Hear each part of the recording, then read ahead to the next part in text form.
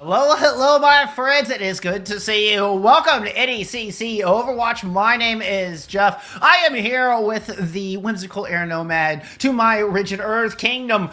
It is the tweet to my law, my bestie, Mr. Chef Billy. Billy, it is wonderful to see you. You have a wonderful background going on today. That is, I just had to point that out first and foremost. That is the bunnies. It's taken from the team, the bunnies. So I just had to highlight that now. Otherwise, you know, it might trip me up a little bit later. But I think if I get it out of the forefront, I think we'll be okay. But we have got some fantastic matches lined up for you today. Billy, let me look. What do we got here? The schedule is looking pretty darn good. It is looking pretty darn good. And, yeah, the Bunnies was from the Right of the Valkyries returns tournament over the past weekend from Skiesti. So good. Oh, man. I mean, such a good logo. Yeah, this is great. But I mean, getting into the meat of it, Northwood Blue versus BSC Bobcats. And this, I think, is going to be the match of the day because we have a team that's really only gotten their competitive experience together as this BSC team. They've grown together. They've gone into a couple of other like community tournaments and a couple other leagues, seen them kind of grow and get work their way up. They were in the CGL last season as well. So they were there. They did a little of the Ghosts tournament as well. But taking a look at, where we're standing right now, I mean, they're on 2-1. So not a bad start to this spring semester here in the NECC. Good map differential as well. But they're going up against a juggernaut. We've got some ex-Overwatch League players. We've got some standbys in the former Tier 2, Path to Pro, and lots of competitive experience across this Northwood Blue roster, highlighted by a new addition, somebody that you and I have cast before and a long time ago when they picked up May on Temple of Anubis way back in Way back in the day. You're digging deep. Yeah. We had a chance to talk to Rocket, actually, and when they picked up May, they had 2 weeks on May, and they ended up winning the match for their team there in Contenders Trials. So I'm going to tell you what, this gamer has come a long way since that time, and now we get to see them on full display here with Northwood. We'll get into those rosters in just a second. I want to highlight these records coming in before we get too far because Northwood coming hot off the heels of a map 5. I mean, just absolute barn burner against Illinois State University last week, going down to the wire. And right after all these changes coming through, and yet even more changes coming through this week. BSC, though, I mean, they are no slouches in their own right. Their one loss is to Fisher Freaks, I mean, who are rated in the top 6 in the Oka rankings. BSC coming in number 7 nationwide. I don't know our Overwatch collegiate rankings. So this BSC squad, though maybe not as seasoned as Northwood, I mean, they are a potent bunch. I mean, I will get my rankings to you after this broadcast because I need to see how Northwood stacks up against BSC. Really? So busy life, and I need my good sample size. I need an accurate sample size going into the weekend here. So as we take a look at those rosters here, we're going to start off with Northwood Blue. Well, man, Rocket. A lot of familiar faces here. Lots of them. I mean, Calman, Vega, CJ. Hello. I mean, this is a lot of it. Stacked. A lot of experience as well. So, I mean, one of the things with this roster is the majority of the 5 players on your screen right now have been competing in Path to Pro since 2019, 2020. I mean, Calman's actually been on Northwood since 2020, which is nuts. I mean, it's before the huge collegiate explosion. I mean, I think Maryville was just kind of starting to get into the Path to Pro scene at that point. But the breadth of experience on this squad is nuts. I mean, we were talking before we went live. There was always the classic argument back when American Tornado was still prominent, Dark Mode and some other squads here in NA, that were Vega and CJ the best backline in NA, or was it UV and OG? And there was always that back and forth, but that's the level of synergy and experience here with this team is unprecedented. I mean, it's why they're ranked number 2 overall in the country. Absolutely. I mean, they absolutely deserve it, especially with the win over the standouts there at the revival of Redbirds Esports. We're going to see, I mean, how this season plays out. I mean, everything's up in the air for us right now, so we'll see how it goes. But now we'll take a look at their opponents, the Bobcats from Bryant Stratton College in Virginia. Our producer Hippie lives in Virginia, and so is waving the Commonwealth flag for them manually. Slater Cyber is one of my favorite tanks in the collegiate scene. Proda, so underrated. Oh my God, Proda is so damn mechanically gifted in the flex support position. I want to see how Proto goes up against a top-tier elite team here, because I haven't seen it on stream. I've heard the results. I've heard the chatter through the Okra channels. I've heard it on Twitter. I need to see another sample size here for me, because I saw what they did to UCI a couple months ago, and it wasn't even close. Proto absolutely owned UCI just a couple months ago. So we're going to see. Today, this is a really good challenge for them. Yeah. And, as we've talked about before, though, the level of experience isn't quite as wide with this Bobcat squad. You pull up a Wikipedia page for any of these players, basically the only thing on that list is BSC. Brian Stratton is the only team on any of these 5 players we pull it up, whereas you pull up the other 5 players on the opposite side of the screen, and you've got just a laundry list of experience. So, but with that said, I think that's what makes this matchup so fascinating, because you can never underestimate the Bobcats. They have made such an incredible impact here in collegiate Overwatch, and they're fighting to belong into that top 5, into the real big echelon here. Well, I mean, it all starts here now. I think that they've got a really good stretch of games coming up ahead of them. They've got a lot of competition that they can build on. Their synergy, I think, is where their strength lies, is that they have done all their competition together as a 5-person team. So I think that gives them a little bit of extra motivation. It gives them a little bit extra stability as well going up against these elite teams. We'll see how they do it today, though. But we're going to take a look at our map set. We are guaranteed at least 3 here. And it's going to be control, escort, flashpoint, guaranteed. Push, hybrid, control after that. We're going to start in the newest map of Samoa. Yeah, if you're just joining us for the first time in the spring semester, you may notice a little bit of a difference as we have moved hybrid into the map 5 position. Escort will be... So we get to see a lot more escort this semester. Kind of cool. I mean, just kind of shaking up the maps a little bit, give us a little more variety, force a little bit more strategy from our teams. But it will be loser pick from there. Winner will get to ban out a map, and then loser get to choose from the remaining in the pool, just as it has been here in NECC for some time. Would be a little bit remiss if we didn't mention there's a big patch change coming through yesterday before we kick off this Week 3 matchup. I'm really curious to see how our teams adapt, Billy. I think the team that can adapt the quickest and can read not only their own strengths but their opponents will be in a really good spot here with all of these changes going on.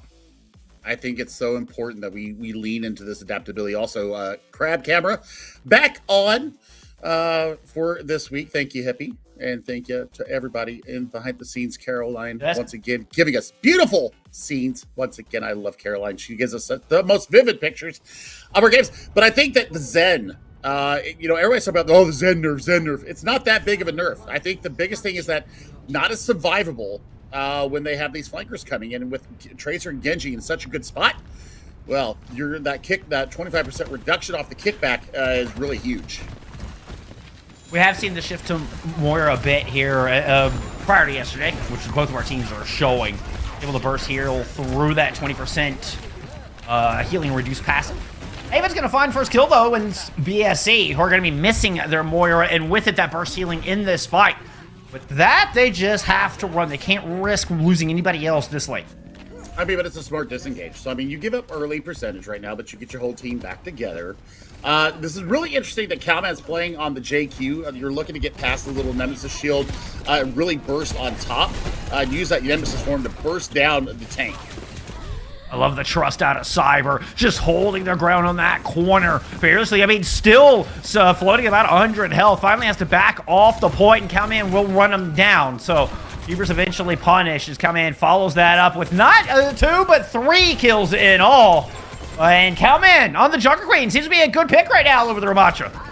Yeah, I mean, you're just getting a lot of versatility. You're getting a lot more extra mobility as well. Also, the ability to pull somebody out of position with the Jagged Blade. So, I mean, the combos are looking good from Calman so far. This is the synergy that we were talking about that this Northwood Blue squad has. And now they're at 75% counting. They are looking to take this first rampage and really lay the Bobcats out on their butts. Yeah, if you haven't played Junker Queen since Season 9 came out, you'd be astonished how well you can lay into that knife now. Look at Calman go! It was a huge rampage that kicked that one off, and everybody from Northwood Blue collapses on BSC. I love the fact that they engage with the coalescence as well, just to make sure that everybody's going to be nice and tip-top shape as they make that engagement with the Rampage. I mean, there's really nothing you can do. There's so much sustain, there's so much raw power, and then the anti-heal on top of that. Look for Rocket to land something on the back line, looking for Jimmical. Rocket threw it out. Ooh, lucky to honestly get out of their own pulse bomb. Did not hit quite where they wanted. Going to be Coalescence out from Proto to try to escort BSC onto this point, but manually doesn't make the rotation. Looked like they got caught out trying to hold the flank, and everybody else is just going to get mowed down. BSC got stuck in that tiny little entryway, and Vega drops a sound barrier just to make sure to 0 here. Yeah, and I mean, we remember back in the day, Jeff, Rocket was known for Tracer. And I remember a Rialto map you and I cast where we saw the emergence of Rocket onto the scene properly. I mean, Door, Leg Day, they all thought that he was just a fantastic talent, and we're seeing him here on display once again. So, y'all remember that squad? Bear Claw? Whew. Yeah, Bear Claw. Yeah. Bear Claw game, yeah. It's so good. And we're seeing it here now on the collegiate stage as we head into Beach. And the same win condition really does apply here. I don't think that we're getting enough value though from Cyber on this Ramatra.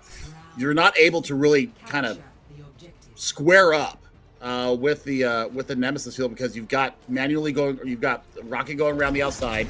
Now you've got Haven coming out on the Echo. So I mean, the burst damage is going to be even that much more of a danger. We'll see if Proto and Jimmical can keep them up. They need to really worry about the mobility going into this fight. Whoop.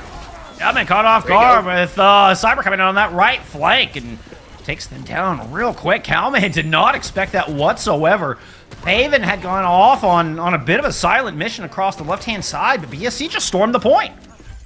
Well, I mean, this is good stuff for them, and this is exactly what they needed to do. They needed to establish some kind of dominance, some kind of, you know what, I'm going to fight you back. Oh, we got a Malga sighting on their home of Samoa here. So that's going to be something that's going to be drawing a lot of the sustain, a lot of the cooldowns out of the Bobcats. I love this pick, and also this knockup is going to be huge. It's all dependent on Calman being able to get some kills in here, though. Haven goes down on the approach, gets picked off on the flank. Now Manually is just free to protect this point, but Northwood managed to sneak in. Rocket with the help of Vega overwhelm, and they're going to win that 2v1. Yeah, Manually can't even get the pulse out. BSC moving back to the point to try to see if they can counter against Northwood. But it's Cyber drops the Nemesis Sword, but as it runs out, he's forced off the objective, and Calman's still here, close to the cage, but low on health. Proto dropping the Coalescence to try to melt him down. Pulse Bomb thrown in, but Proto's able to just fade out of that. BSC lose Cyber, though, and with that, they're going to retreat. Jimmical not able to get the sound barrier in play. I mean, you know, you hold on to it. You're waiting for this cage match to come up from Calman that's already gained it in one fight, BT Dubs. Also, Haven over to the Genji, so now you've got double flankers to worry about. I mean, great use of the deflect there to turn Proto's skill orb back the other way. But now it's going to be about Cyber. Can Cyber get this? Get the annihilation up before the cage match comes on? That's no. Manually was trying to chase Vega, and Vega baited him right into the cage fight. You see Manually just stop, knowing that things had just gotten completely south. Now, it's going to be an annihilation from Cyber trying to bring this back. BSC's health bars are very low, but Northwood are not finding the kills. Northwood back up to the objective. BSC starting to get chased. Cyber pops the Nemesis for a little bit of extra armor, but still looks so low. Now, the Katana comes out. Haven's going to chop through Proto. No chance Cyber gets topped off now. Tension turned to manually slice. Northwood, hang on. I mean, that's a great kind of tit-for-tat battle. I mean, they've just taken the initiative, and they're doing the spawn door challenge at 85% and counting. Rocket with the 2K to clean everything else up, but yeah, I mean, Haven's going to go down. Now it's going to be about, can they touch the point? Gonna be close. About 5 seconds. Rocket down. It's a good start here for BSC. They're going to get Vega as well. Jimmical's racing and does get here. So it's going to be a 5v4 favoring BSC, but they're going to have to do this without their Moira. You still have Calman hiding inside, runs onto the point, but doesn't get anything with the charge.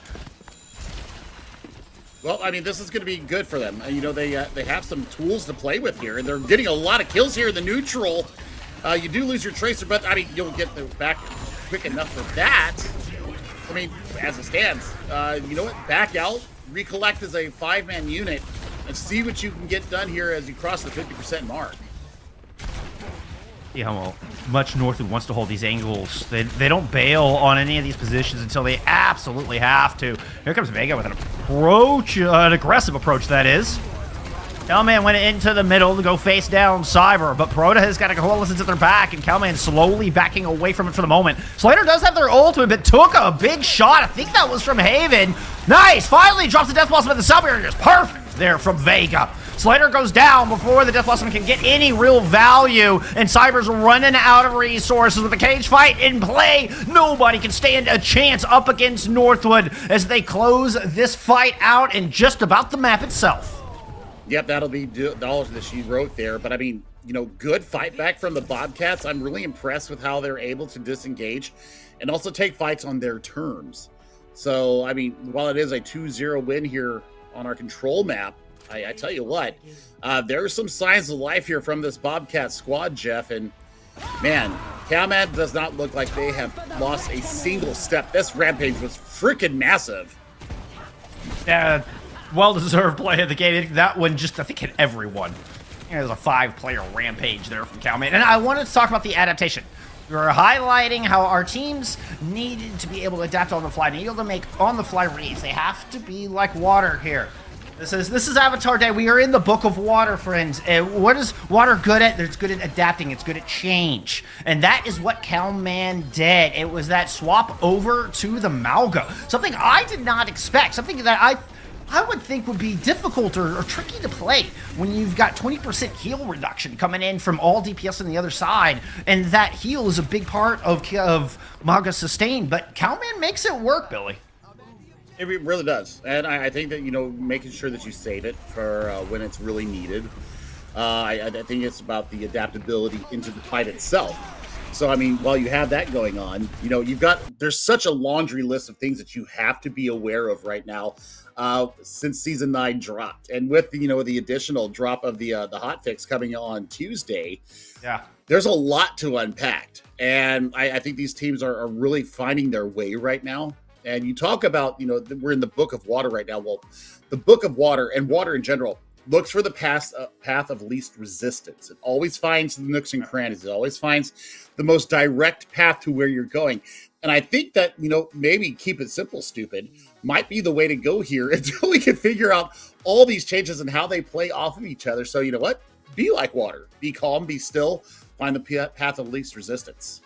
I mean, that's kind of what we're seeing here with the going back to the Lucio Mora, going back to what is, you know, kind of traditionally a little bit more of a brawly style setup, be it the Ramatra, the Junker Queen, or the Malga. They all kind of play around the same core with the Lucio and the Mora there to back them up. But I mean, then with that said, there has been, with Tracer being so strong, it opens things up for your Lucios to go make plays, and that, you know, suddenly it feels like, hey, there's a little opening, and suddenly Waters kind of rushes down that dive track off the left-hand side, and we saw that with Rocket and Vega making a lot of plays together there as well. So we're in a fun place, and it's always a fun place when you shake up the meta this much, and you get to see two teams of this caliber take a stab at it so close. I mean, without much time to even really think or prepare.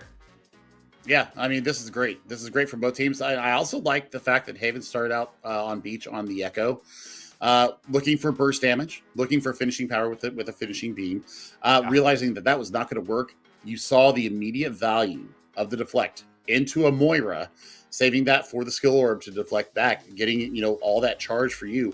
I mean, that is a massive, you know, quick change on the fly adaptability that, you know, these teams are really going to have to be looking into. And I mean, Haven nailed it there. Good point. Can we also point out just what a pickup getting Rocket in? In a from Fisher. Northwood, and how influential has Rocket been already in this match, and then what we've seen here in the 3-0 start for Northwood, and that's just in NECC. Remember when, I mean, these top 10 collegiate teams, like these two squads we're watching today, they track each other across all the tournaments, across the breadth that is collegiate Overwatch, and each one of these matches, I mean, really carries a lot of weight to them, and put a lot of pride in this, Billy. Well, we've got a map pick in. and it's a juicy one. We got a map pick, and it's Route 66. How long has it been since I've actually cast this? Oh, man. It has been a bit. It has been a bit. There's also another thing here. So, winner, okay, so loser picks, right? But winner gets not to pick not only the side, but now they get to pick the time of day that we're going to be competing in on the map if it does have a night or a day or a dusk or a morning or whatever. From the standard that what we saw before. So I'm wondering if we're going to Route 66 at night. That would be awesome. What a fun change. What an interesting little strategic element. I mean, I don't know. I hadn't really ever thought about that, Billy. What do you think? What do y'all think out there, friends? Does playing at daytime make it easier for poke comps? Does playing at nighttime make it easier for dive comps? Is it easier to flank with a little bit less visibility? How much does it matter? I mean, you obviously still have the red borders and stuff around your enemies. Not like you're ever totally hidden, but I'm curious. I'm curious what y'all think. I'm not sure. I mean, I'm a dark mode enjoyer.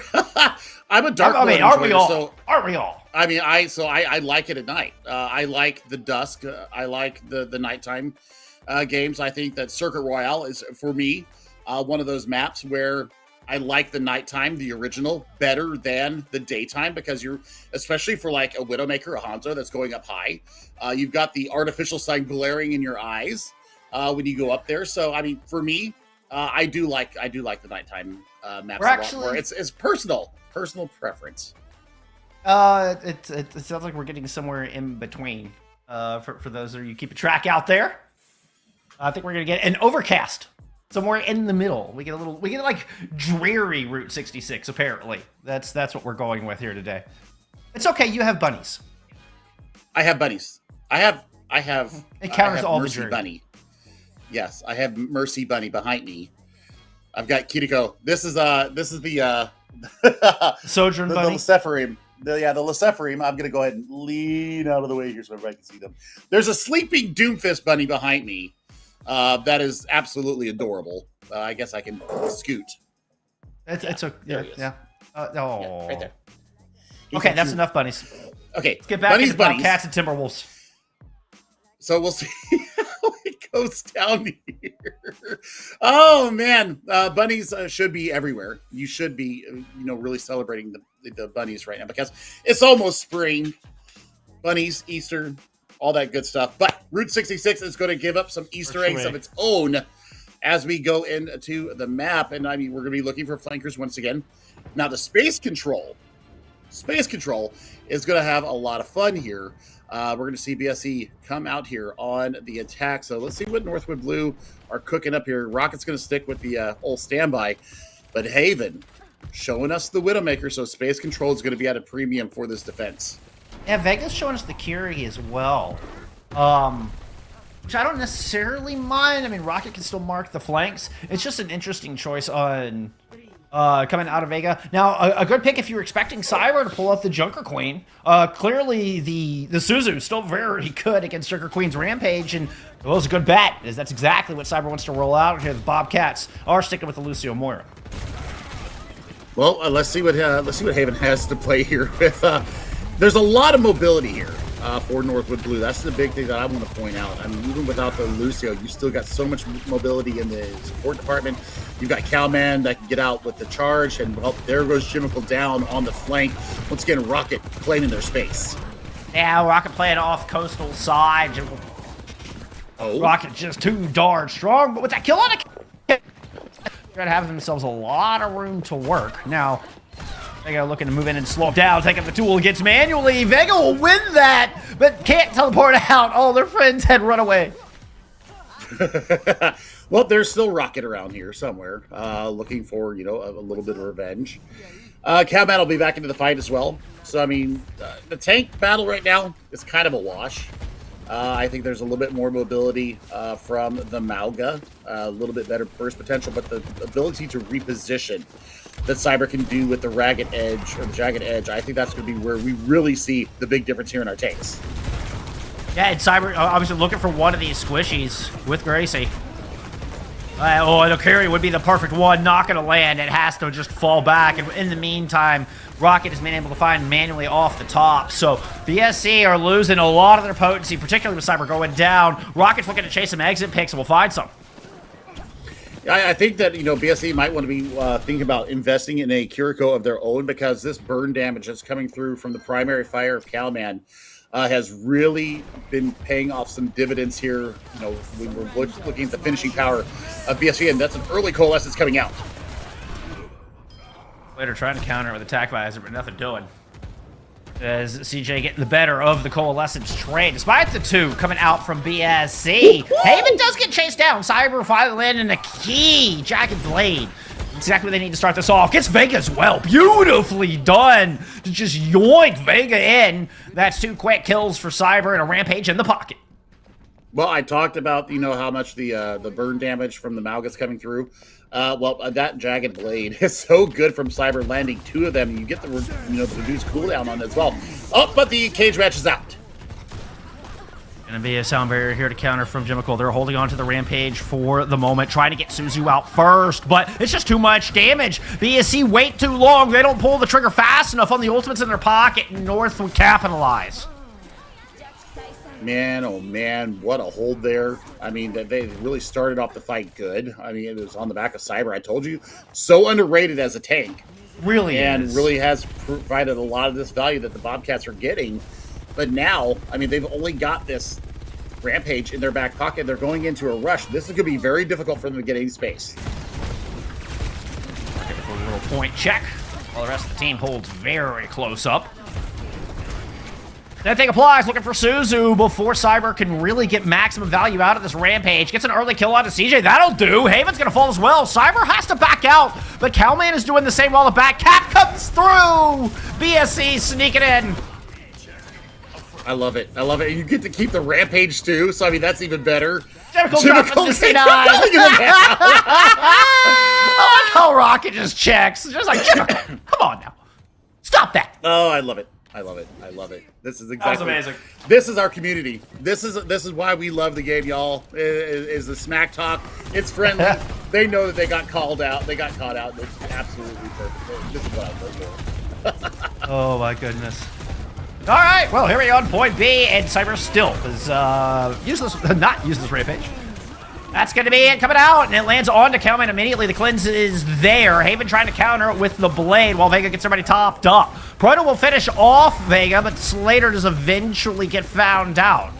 Still, the Bobcats manage to stay up in this fight, but Northwood not easily dislodged. It's going to be a pulse bomb coming out from Rocket, and Northwood hold the line. Even down in the fight, Northwood just will not go anywhere. Brilliant positioning from Vega up top to make sure Calman can stay alive and get this cage fight out. Has got both supports in it. Proto's going down, so is Jimical.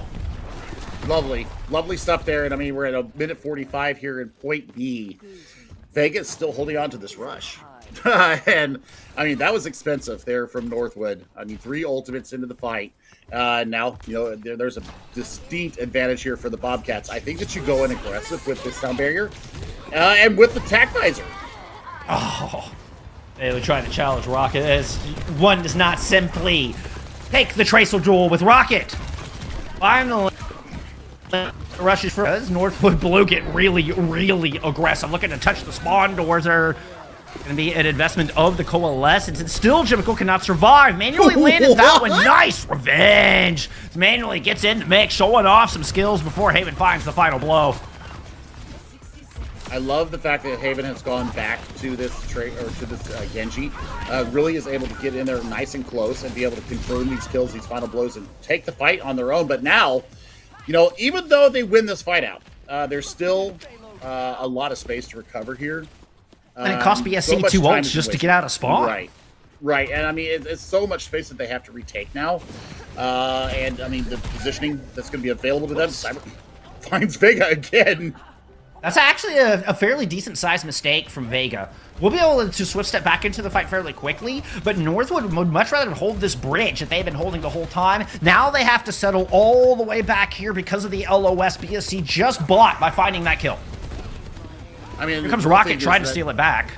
Right, and what we're looking for is, how is Cyber going to put out this rampage? Because everybody's playing high ground. You're going to have to get him up there. Downbear in from Jimical, and they have got to get value. You got to force Northwood back on this. You can't keep just rolling backwards. It's a cage fight, holding Cyber in place, and nobody able to get to it. Looks like one good letter number deserves another.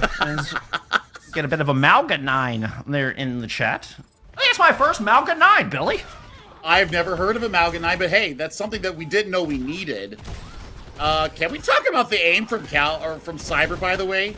We talk about how good they are at taking space, how good they are at being that front line of the spear here for the Bobcats, but really, the aim and then the pinpoint accuracy that we've been seeing from them all series long has been good. I love that from Manually, by the way. That was not an easy stick onto their counter rocket. So I mean, after just getting completely bodied too, by the way, Rocket just absolutely rolled him in the previous duel, and so Manually came back unshook and lands that high difficulty level stick. So it was definitely an awesome play, but not enough, Billy. Not enough. Cowman and Northwood, they are so good at controlling space, even down in fights. Truthfully, I love the fact that they have. They've got the gumption to really stay in these fights. They know that they've got a competitive advantage. They've got just so much extra time in the scene that they know when a fight is winnable, when they can stay in the fight. That's all to the years of experience that they've got in the forward path to pro. But now for BSC, I mean, positioning is going to be everything for them. We see no changes here from them. I'd love to see maybe a little bit of a change. Maybe in the I love to see this aggression out of Cyber. I hope it stays alive, because that was awesome. Love the gumption. You were talking gumption? That was some brass we just saw out of Cyber, and they survived. Full titanium, bud. Full titanium. Oh, I mean, maybe even platinum there. I don't know if that's. I know that's but still, it's good. I just love the fact that Haven's still rocking this Genji. I mean, double flankers here for BSC. It makes the Moira and the Lucio so damn scared going to these engagements. Cowman just reminded me of an airbender just smashing their face into a wall right there, but eventually does make it up, and just like our titular hero, manages to stand on top here in this early fight for Northwood. Rocket will come up with a little bit of cleanup. Cypher goes down.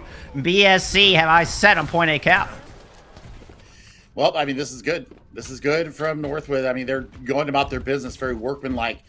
Working on some things here. The Malga seems to be the really good pick here from Northwood, especially since we're not seeing the Cutico switch come out from BSC. So you cannot cleanse the burn damage coming through. And now, I mean, 503 as we enter into the second phase here of Route 66. And I mean, Malga's going to have the we're going to have the cage match coming up here very shortly.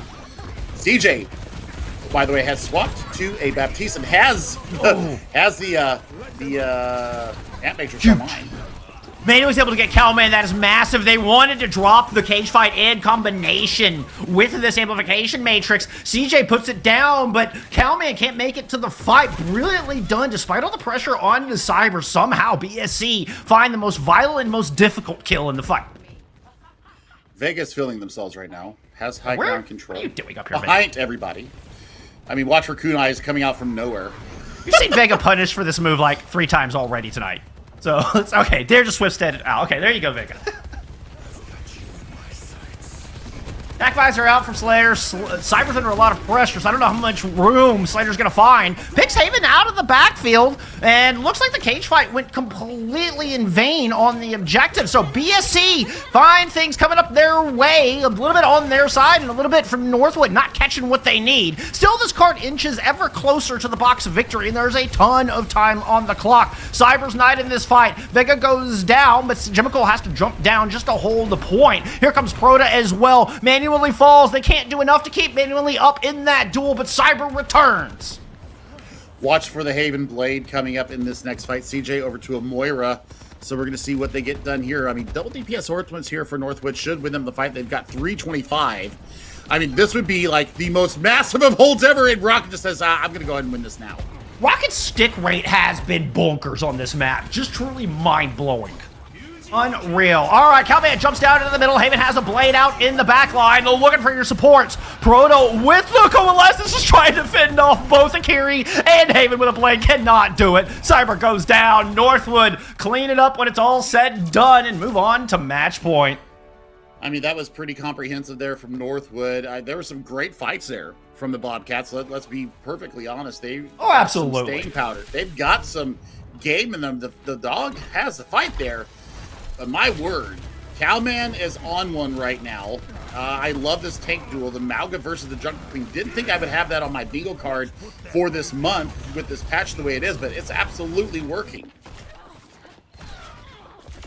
Working well, I'd say. I did not have this on my bingo card either, but that's what we're talking about. It's the adaptation that we've been talking about all day long, and how quickly could Northwood make the changes required. We saw them start on the Junker Queen, but the Mauga is out in full force, and anybody caught in the cage is sit back to spawn.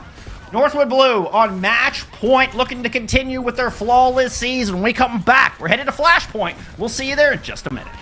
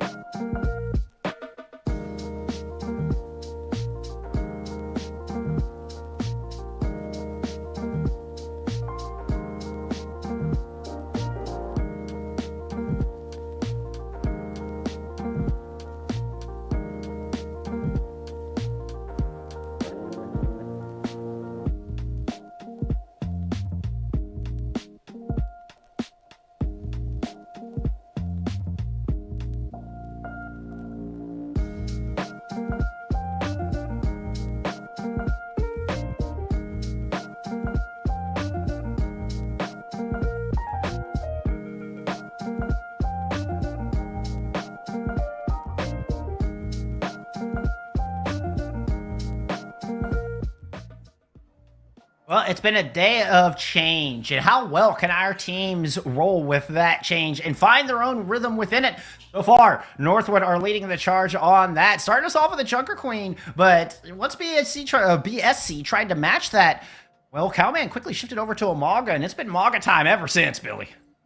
Maga time. I mean, can we get the Miller logo with that and just change it to Mauga? And Maga time? Yeah, we're living the island life instead of the high life. I think I'm onto something here. Graphic design is my passion. I'm going to get that drawn up after we get out of the stream tonight, and well, I guarantee you it will look like an 8-year-old drew it. But hey, it'll still be from the heart. Let the chef cook. It'll be from the heart. I can guarantee. We are going to serve Vasa, by the way. There's only 2 maps to choose from, so there's no ban here. I think that's all we need to say about that. Bobcat's map pick. Yeah. I like this over. New Junk City just because I like this map a lot more. It's prettier.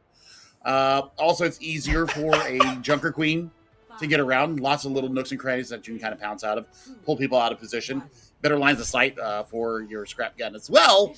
So we'll see how they move out with this. I'd like to see a little bit of versatility, though. I'd like to see the versatility from Slayer. Whoa! Hold the phone! Hey! Nani? The troll is on. CJ is playing the Ash.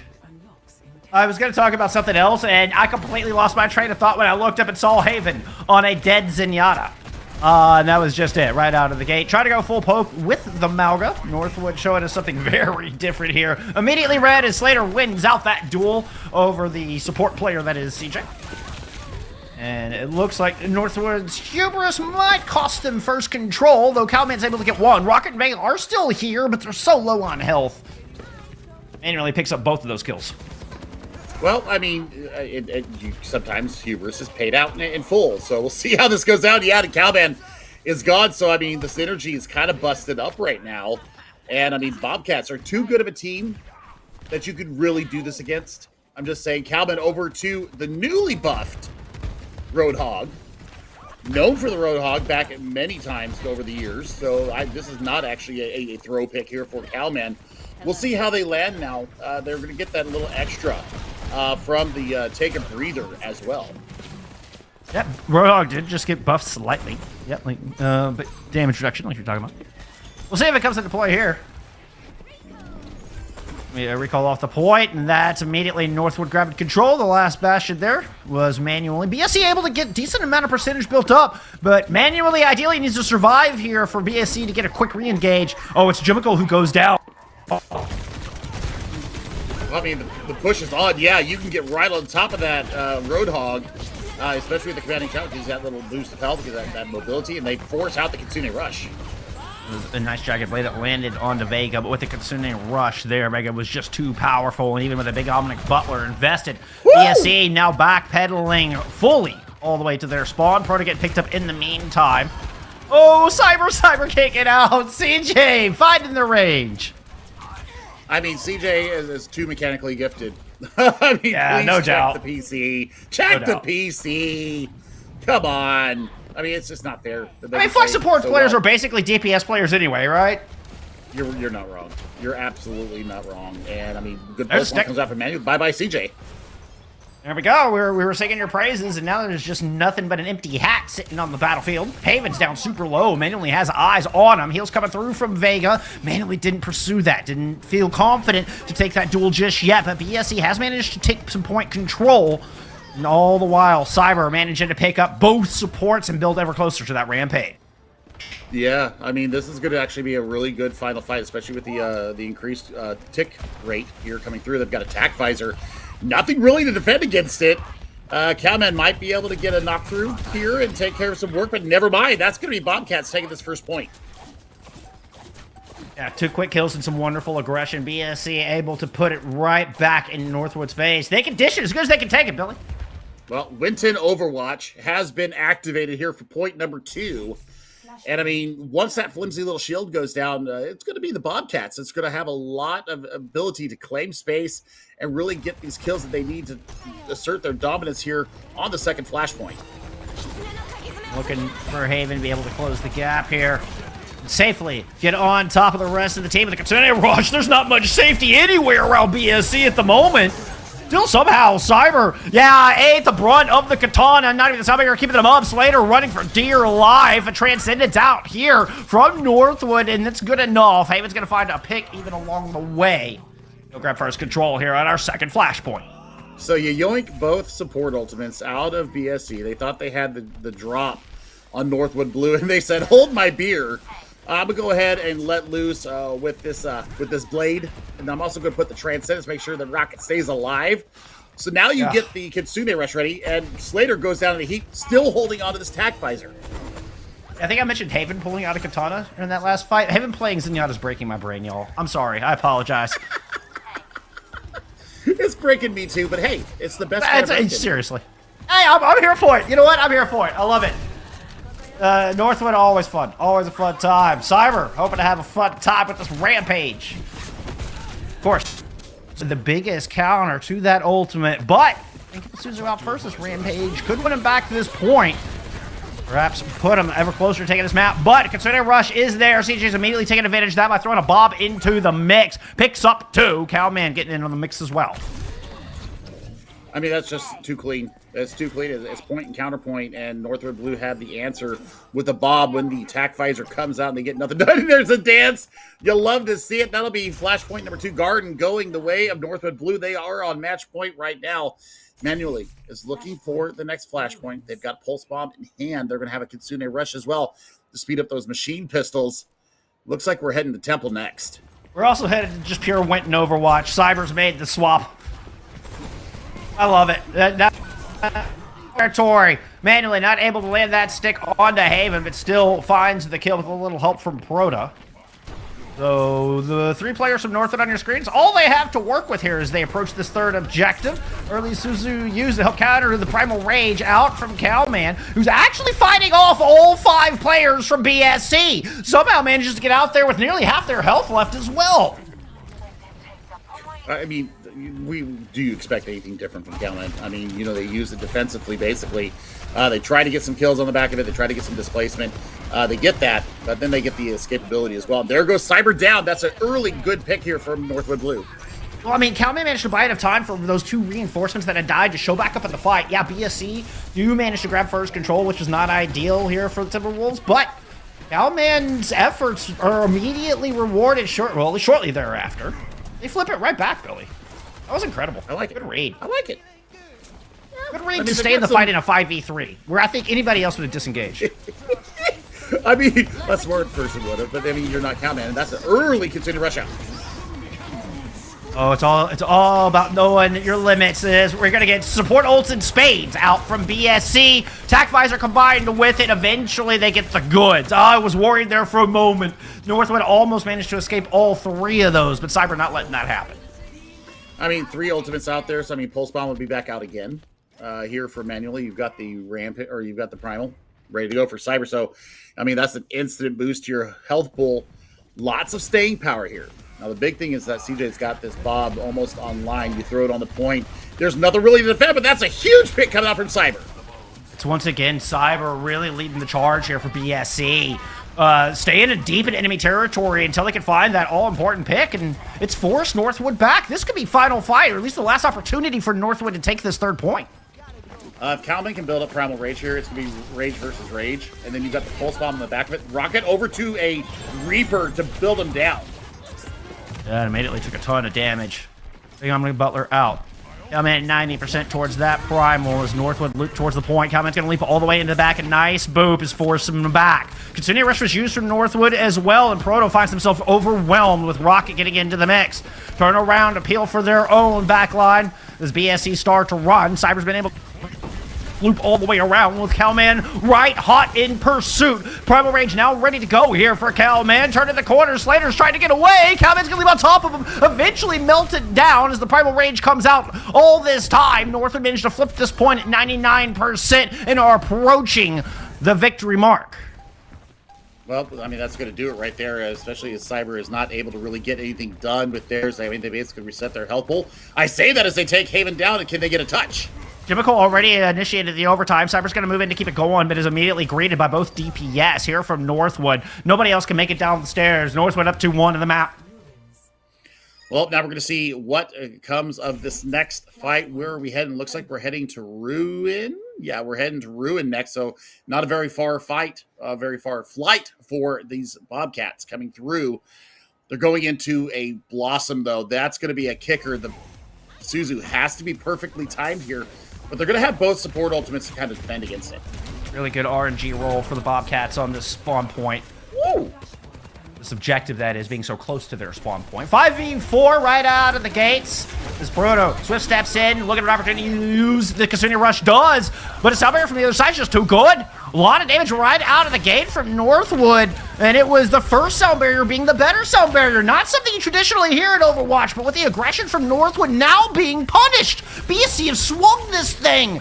The rotation all the way around working like a charm this time. It failed them in the last point, but BSC make it happen. Rocket still trying to turn the fight. CJ, everybody in the mix. Who's left? It's Slater and Manuel's left alone when the dust settles. I mean, Slater's kind of been diffed out here throughout the series and finally gets it done, but they take a swim. Haven says, I can do it too. Manuel's going to land the stick, but there is a Suzu available. Vega's going to go in and throw a Kitsune Rush into the mix. Buy time for the rest of the reinforcements to show up. Has eyes on Cyber. Leading the charge for BSC to try to return to this fight. The last opportunity in this map. And somehow finds themselves in the drink as well. So Northwood going to have to fend off the Bobcats without their tanks. Cyber has a Primal Rage. It's going to have to pop it. Suzu was used at the same time. Looked like Jimmicle was going off the side. Woo! It's going to be a kill onto Vega in lieu of that support being gone. BSC to find the value here. Hellman returns, but has no reinforcements. Still pops Primal. Yeah, I mean, there's lots of staying power. Slater going down. Jimmicle going down as well. This might be a fight flipper. Watch out, Manuel. For Northwood Blood. He was waiting to ambush Manuel. Nice little blink dash. And went off that duel. Manuel has got to be happy about this, right? Winning the Tracer duel against CJ has been a lot easier than against Rocket. Slater pops the attack visor here on the objective, but it was a quick fade from Rocket. Speaking of, Catman returns on the Doomfist, but eats the brunt business into that. Slater seems more worked up or more warmed up right now. Might be worked up as well, too, as being taking the brunt of all the aggression coming from Northwood Blue, and now they're looking to get super aggressive coming in here.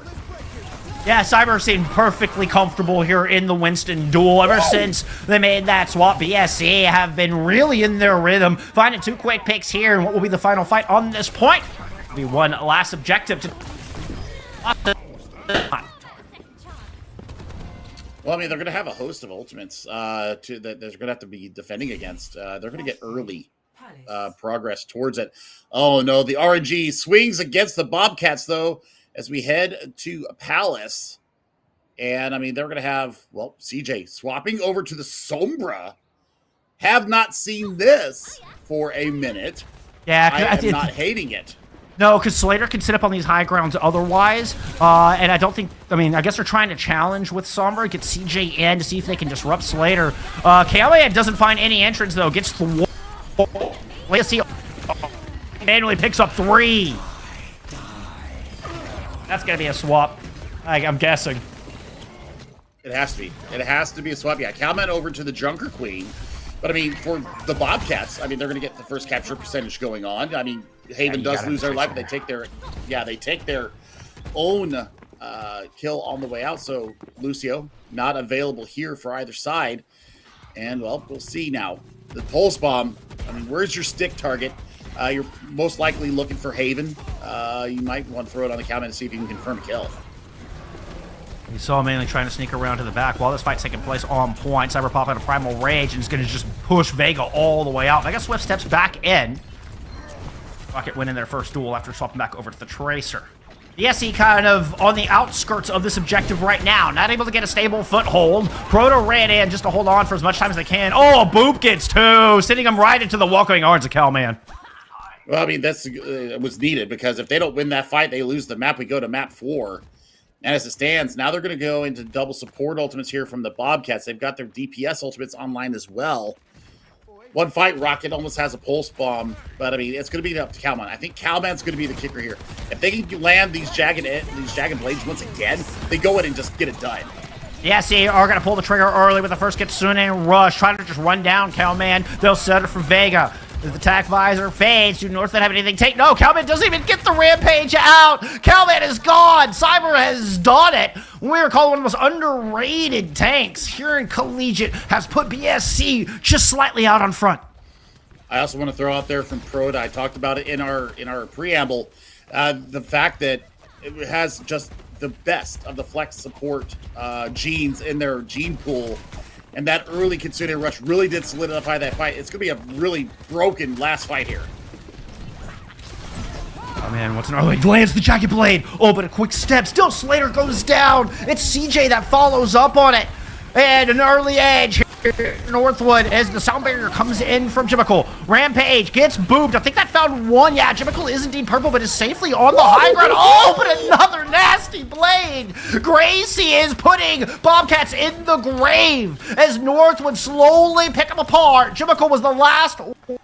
Maybe time for one last chance. They're going to get aggressive. I foresee a early blade coming from CJ to pull everything out. And Proda, I mean, if they fade too fast, they're going to get sliced and diced as fast as you like from the Ginsu.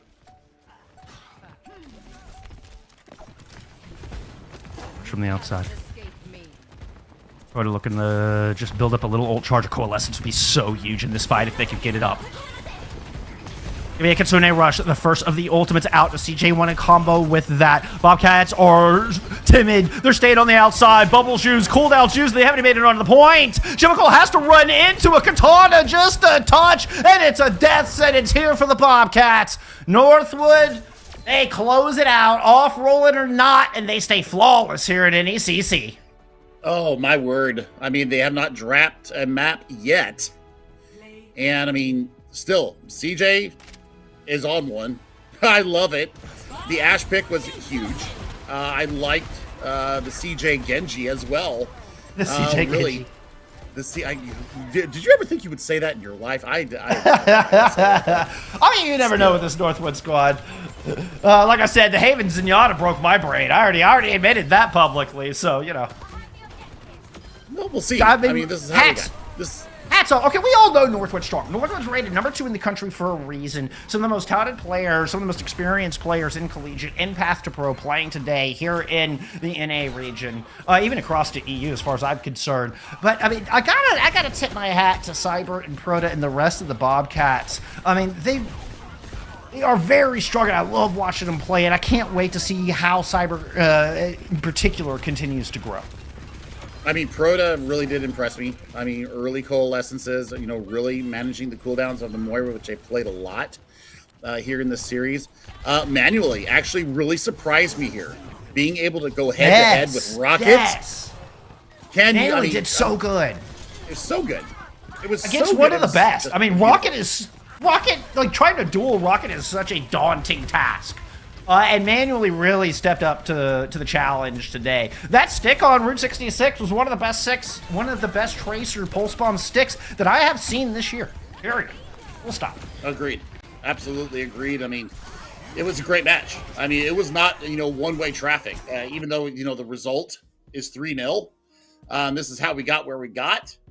I mean, Route 66 was very entertaining to me. Suravasa, the best map there for BSC. And I tell you what, you know, they're going to continue to climb here. I'm really impressed. This gap between the very elite and, you know, the strong teams in Collegiate Overwatch is starting to really be visibly thinned down. And we're going to see how they're able, you know, to kind of manage and negotiate and maneuver their way through the rest of their season. But, man, I don't care if it's a 3-0 result. The experience that BSC just got from that, absolutely love it. Love it. Yeah, never count out the Bobcats. And can't sell them short. Got to put some respect on that Bobcat name. But Northwood is, you know, they came to shine, and that's what we expected from them. And it was a joy to see how they approach this meta and all the interesting fun that we got to see along with it, with all of these changes that have come through here in our dear game. But I think that is it for our first match. We're going to take a little bit of a break. I think we're still kind of ironing out some scheduling stuff, so bear with us there. But we'll be back with more NECC Overwatch. Y'all stick around.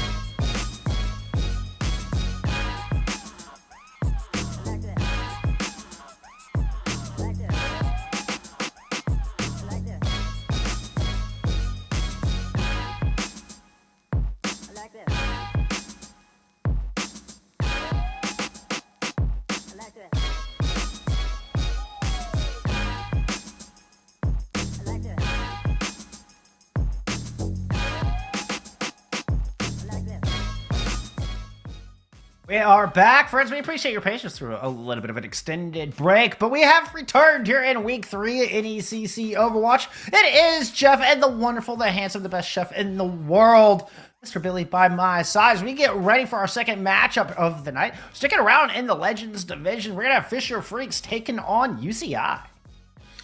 I mean, this is the B team for University of California, Irvine, but I actually think this is the better squad, personally. I think they have a lot of excitement. It's so hard to decide. Yeah. Yeah. I mean, this is basically like their A- team, I guess you could say. But, as it stands, this is going to be a great matchup here between Fisher and UCI. So we'll take a look at how they're doing on the season. And you know what? Same record coming in. Pretty similar map differentials. I mean, this is pretty good for both these teams. So, you know what? We found a diamond in the rough here on Overwatch night here in the NECC. And Jeff, I mean, as we take a look at these rosters, there are so many notable names here.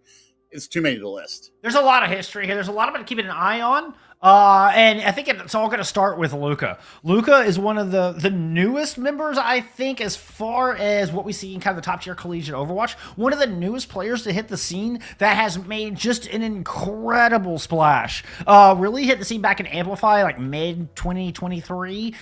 Then joined Timeless and Fisher, both right about the same time in September. And Luca has the top tanks in collegiate Overwatch.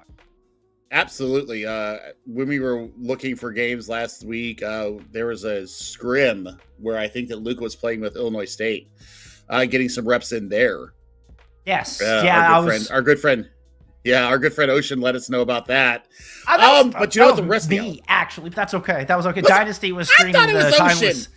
That's Dynasty was streaming the Timeless scrims. Yeah. So that's Luca playing with them. They're still playing with that squad. So they're figuring things out for OWCS. Another one to keep an eye on here today is Love. Love is a real standout. Somebody that I remember from back in like 2019, 2020, casting in EU trials, really kind of hit the scene with Angry Titans, Fourth Dimension back in those days, but then re-emerged with Munich Esports in 2022. Munich just came out and dominated everybody in Open Division and hit Path to Pro like a rocket. And Love was, taking names through all that and putting everybody on notice. I love it. I love the redemption arc of Love, a Swedish DPS player. Really had a good synergy with Kanale. We'll get more into that later on, but let's take a look over at UCI. UCI, the other team from Irvine, Masahiro Kibutsuji, and Zerocious, somebody that we have casted multiple times. One of my favorite gamer tags in all of Overwatch, and you know what? This is going to be fun. This is going to be fun for us because it's a chance to kind of peel back the layers of the years that we've been casting, and get a renewed look at this this player that we have really watched grow up before our eyes, and now we're going to see how they're doing with this UCI team.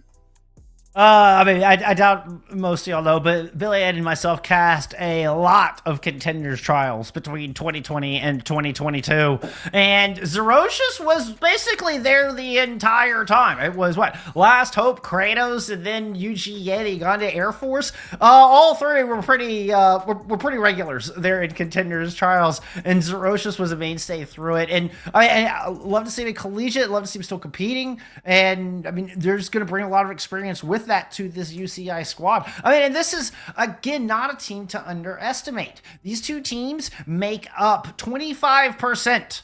These two schools, let me specify, let me be accurate. These two colleges make up 25% of your top 20 teams in collegiate Overwatch. Fisher has 3 teams in the top 20. UCI has a pair. Both of these squads that we're looking at today are in that list. And there's good reason for it, Billy. You may not be as familiar with UCI, but you can't underestimate it.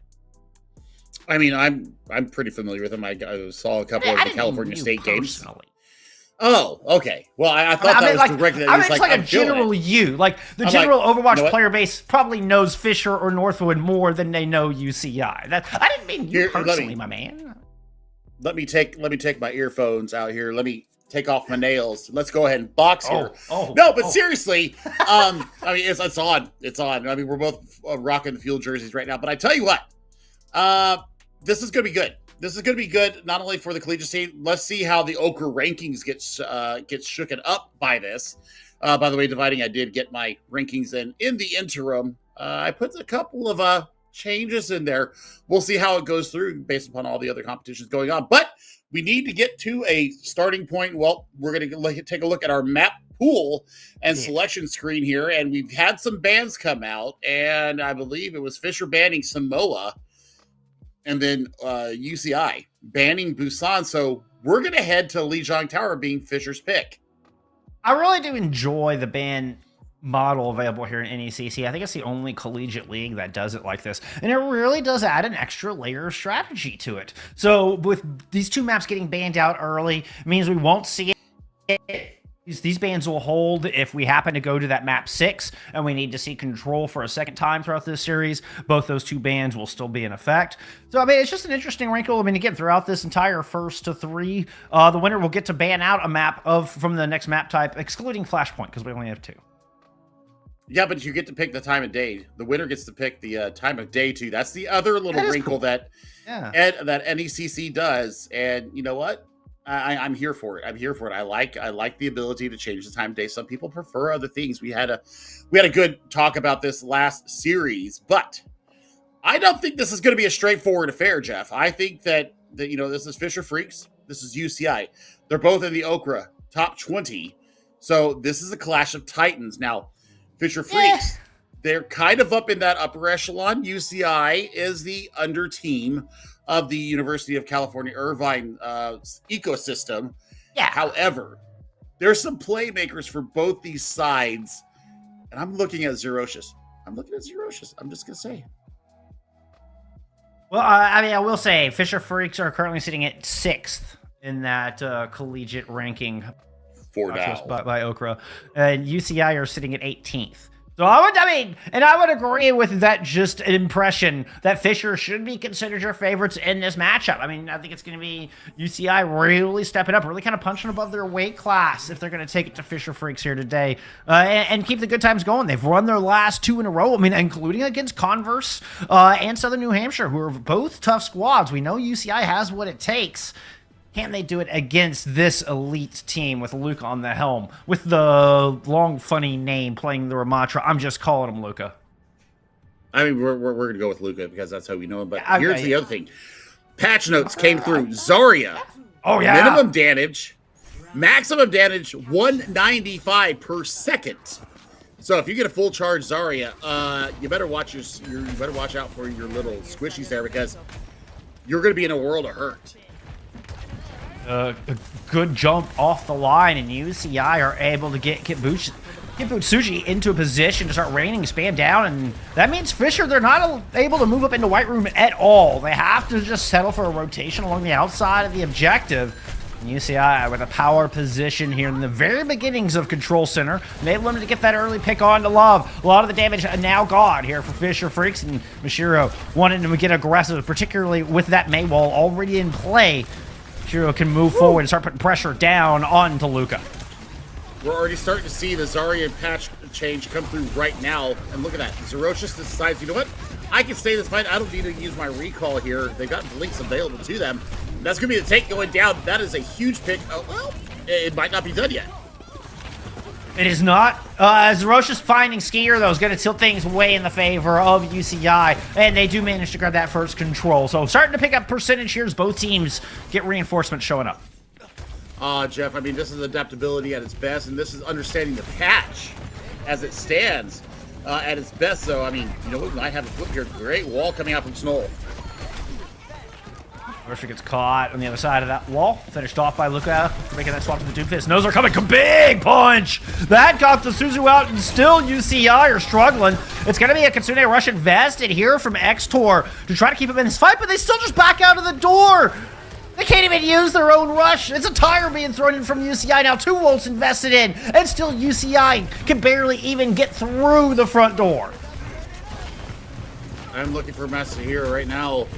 They've got to be the impetus here to get on there. Gets Bushi going over to the Sojourn. you're looking to lock down Luca on this Doomfist. And look, Zerocious goes out in a heap. Oh my god, the Moira is so good right now in this patch. It was such a good disengage from Fisher Freaks on that. Such a quick disengage. They just backed up for a split second and then come right back with the counter punch. Blizzard at the door. This is scary if you're UCI. Suzu's used. Bubbles used. The timing can be perfect for Snow here. It's going to be a pulse now starting first from Love as well as a Meteor Strike from Luca. Luca is now in way behind enemy lines. UCI will punish that. A wall temporarily used for Fisher Freaks to try to regroup, see if they can stay alive as UCI moves on to the point. Graviton Surge ready to go here. Also the sound barrier to combat the Blizzard. They know it's online. Just the patience here from UCI is actually really impressive. Extra almost has another rush online. Skier, I saw you over there just playing spy over the UCI backline with Moira. Rush out from them. Some sound barrier was used in that approach as well from UCI, and still I can't find any picks. Blizzard in response. UCI somehow managed to stick around to the point. Zerosh just gets the flip kind of from underneath the nose of Fisher. The Graviton Surge is invested as Fisher comes back to the objective. Luca now caught with the back against the wall, surrounded by UCI players, and Zerosh finds the kill. Still, Extor goes down, and UCI might wish they kept their Kiriko alive. It's just Dash trying to keep Mashiro and the rest going. Kiputsuji gets knocked off the side. Skier finds the final blow mid-overclock. And UCI are feeling their legs give out from underneath them.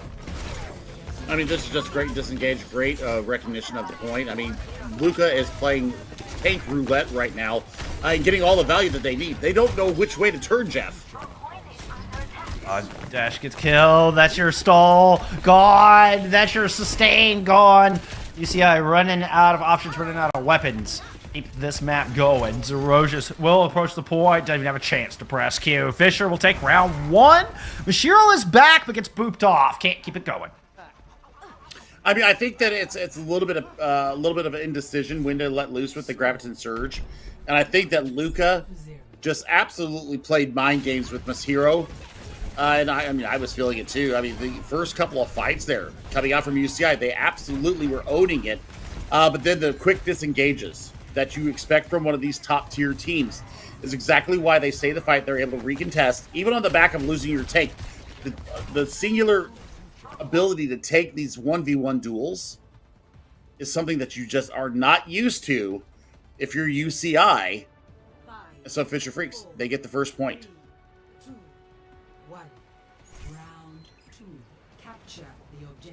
We're not seeing any swaps from UCI coming in. Coming in and I market. Mashiro feeling confident with the Zarya, despite dropping that first round. Luca's going to change on over here to the JQ. And quite a bit of that today. Missed that first bit of jacket play, but early positioning favoring Fisher here. They should be able to hold this front entrance. Keep UCI at bay through this first fight. Fisher's tried to get aggressive on his Zerosis, but they're able to back out of there. Still no kills from either side. I mean, it's all about trying to get this first kill. I mean, the first elimination that we're going to see probably turns the fight in the other team's favor. That's a huge pick. There's all the sustain gone. Oh, I mean, and just the fearlessness from Zerosis to move in against Snow and Skier and find that important pick. And look how much that dominoed. The rest of the kill feed just started to light up after that initial final blow from Zerosis. What an effort. I mean, great effort, great recognition as well. Great bubble usage from Mashiro as well. Yep, and that's beautiful. There's the impact of this patch note change right there. You see them getting it done, but that's turning it the other way. Yeah, Snow has a pulse bomb to work with. Shiro ends up just kind of stuck here inside the spawn area with Dash. Dash needs to heal up. In the meantime, Fisher Freaks moved to the point, managed to get some stability. Well, I mean, it's going to be the rush to the support offense here for both sides as they're all both approaching critical mass. And I mean, Kitsubuchi has to figure something out here to take a quick kill. Otherwise, this pulse bomb is going to be huge.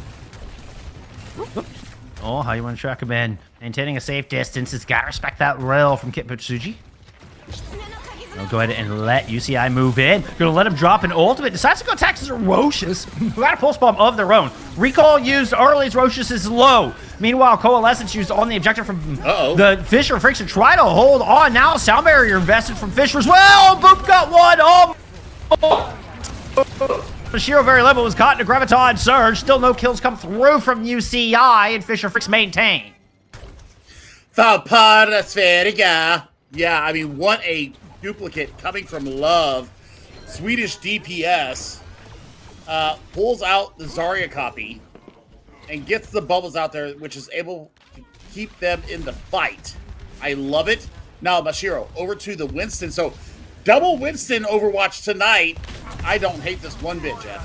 Oh, no, Winston Overwatch is fantastic Overwatch, clearly. But, hey, watch out in your backline. Luca is not afraid to just go right up to the shuttle and send you on your way if you're UCI. Running out of time. How do you get out of spawn?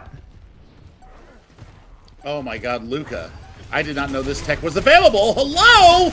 You're going to take people down. I'm telling you, Luca is so fun to watch. You're not familiar with Luca / zombies, stalker, walker. Come on, no, friends, because Luca is here to take over the collegiate Overwatch scene. Snow doing a fine job showing up on the feed as well, showing us their Tracer prowess with a 3K here to cap off this map. Fisher will take Lijiang Tower. I mean, it's been back and forth. It's been entertaining. I think the real story right now is the fact that Luca can play every effing tank in the game to a high level. I'm so bloody jealous. You know what? I'm just going to go ahead and walk out of here right now. I don't know what else to do, what else to say. Luca is a star on the rise. It's amazing. I mean, we've one of our friends was talking about how Luca was like making up calls playing with the Korean players.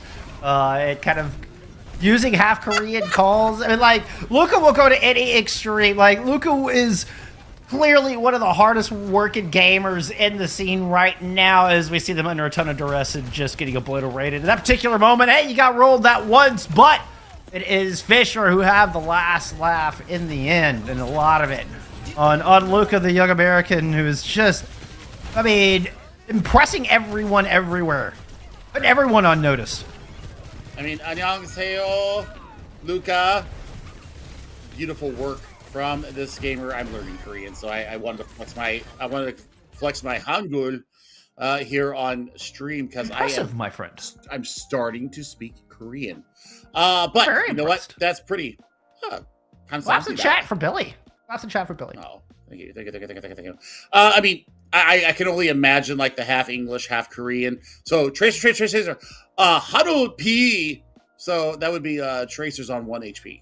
I know that. I have learned a lot. And just the dedication. Watching, Korean Overwatch. I mean, to change up your entire language and the way you communicate, to be able to play Overwatch with more people and to be able to become a better tank player. That's the caliber we're talking about with Luca. That's the dedication we're talking about with Luca. And these are just little small stories we hear. I mean, I don't know the guy personally, but holy cow, everything I hear is it's always admirable. You know, it's always one of those you want to cheer for a player like that, you know? Luca, reach out to us. We would love to talk with you. Just BT dubs, because you're kind of on the rise here, and you know what? I'm not an SR snob, but we'd love to get and pick your brain because, I mean, you're just on a different level. I like the players that kind of go outside the norm. You know what I mean, Jeff? They don't adhere to, I'm a meta slave. I will do this. I will go this way. You know, Danger, Will Robinson. I don't like robots. And that's what Luca is. That brings up one of my other favorite things we saw that previous map, and that was the Zarya coming out from Mashiro. I love it. I mean, getting the 20 damage buff both on the bottom end and the top end of Zarya's damage level, huge. I mean, you're definitely approaching some breakpoints on that, and I love that UCI is kind of playing to the beat of their own drum. But as we head into our second map, going into Escort here, they're gonna have to figure out a way to close the gap or show us something different because there's some long ranges to work with on this one, Billy. I mean, we've seen short range though. Other than Love going over to the Echo, which is the mid-range DPS, we've seen a lot of up-in-your-face coming out of UCI. And Fisher's just like, you know what? I can take the poke battle. we can disengage. We'll use our speed. We'll get out of the engagement when you decide to invest all of your cooldowns. And then we'll turn the fight in our favor. So, I mean, I hope for Fisher, I've been enjoying seeing the Zarya, so I hope UCI sticks with it just because I've been really enjoying to see how these high-level collegiate teams are working in this new meta with a new patch yesterday. Again, adaptation is the name of the day, friends. We are in the Book of Water. This is all about change. This is all quickly and how efficiently you can adapt right now with the vast and rapid adjustments and changes that have come down the pipe. So, yeah, so far I'm getting my wish, Billy. Still the Zarya being shown. I'm enjoying this, I must say. Our lovely observer, Caroline, gives us the best pictures as we open these maps. I did not catch the French on the bottom there, but the acclimatation is how the tires are running for this Formula One race being run here in Monte Carlo. And I tell you what, I'm a polyglot. What can I say? I actually worked in the south of France back in 2002 and 2003. I'm very familiar with this part of the world, but we'll see what Fisher Freaks decide to do. And, well, you know what? Lucas is going to show us the Ramatron defense. And look at this, my world-traveling friend. I love where Fisher are poised. Speaking of traveling to unusual places, Fisher are camped all up here. Maybe they need the achievement. I don't know. UCI seem to hear them. They're not being quiet about it. What are they going to do? Ooh, I love that. Look at, they're just going to teleport the whole team all the way to the other side. Flip the mat on Fisher Freaks. Yeah, I mean, that's the perfect counter to, the Symmetra first point hold. They're able to get behind it. Well, Love says, you know what, I'm just going to blast you down once I get my microwave up. And, well, the Zarya is here, and the Zarya is going back. Well, I mean, Love had a Symmetra of their own. It was able to kind of match. Luka ends up on top of the back line. So, good plan from UCI, but unfortunately, the execution was only there right out of the gate. They weren't able to get step 2. Second sighting of Mauga today. So we also have the Cassidy here. So you're looking for denial of movement. You're looking for denial of space. You're also looking for denial of damage coming in because of the combat roll. I don't like the swaps, though. I like the plan that UCI had of flipping the map. Now that that second attempt felt a lot more disjointed. Now, I guess Mashiro is just going to thrive in the chaos and finds the most important kill. So, what looked really, to me, turns in UCI's favor is they're just going to win it out in a nitty-gritty kind of fashion. Denial of resources. And look, Extra already has a nano online. That's how good those nades were. That's how good the healing was as well. I mean, look at the rest of the team. I mean, you're going to have a Kitsune Rush coming up here as we are round the first corner. This is where Fisher Freaks, they're starting to play this a little bit more seriously as we see Luca come out on the Sigma. They were serious about eating that 2 minutes off the clock. Now UCI are approaching this corner with where you normally have, closer to 3 minutes. They're under that 2 minute mark. Fisher have done a great job eating a lot of time off. Rosha with a bit of a scenic route, just checking out the hallways. Everybody's good there. Take out the teleporter. UCI holding the line here at the point A checkpoint. Trying to push forward onto Mashiro. Rosha's trying to go in, misses. Blizzard out. Mashiro frozen. Dash frozen as well. Dash can't get the Suzu down, and the Blizzard is monstrous. Snow living up to the name. Well, the fact that they get the Blizzard out and they also devalue the entirety of the Nano Boost, that's massive. So I'm looking for Extra to maybe switch off of a hero here. I say that. They're not going to do it. Oh, Snow's going to continue to get pigs. And so, Skier. That was filthy. Well, I say that they weren't going to make a switch. Extra actually goes over to the Kiriko. So now we're looking for some cleansing power. We're looking for a little bit extra mobility because Granny does not move as well as she used to. But you do have a Deadeye line here from Fuji. But, I mean, it's going to come up to Luca here that has the Flux in hand. There's somebody used from Red. UCI are just going to back up, let that fade out. Okay, well played. Fisher Freaks used this to kind of... There's a back cap going on. So that's why Fisher are running. Nice play there from Zerocious. And look how much space that opened up. There you go. The entire spawn's available for UCI. Kind of plan a coordinated assault here for this last 15 seconds. Running into this Gravitic Flux. Looks like it's only going to get one. The Suzu is used. Wonderful patience from Luca. And Mashiro gets decimated. This was a picture-perfect planning coming from Fisher Freaks. And I mean, other than the skier and the Luca pick or swaps, all she wrote. Love showing the EU dominance with these projectile heroes and, you know, unconventional picks, because you generally do not see Symmetra played on Circuit Royale. You're usually looking at, you know, the Monaco 5, and they completely ran away from that entire composition and said, you know what, we're going to beat our own drum, and they went out beautifully.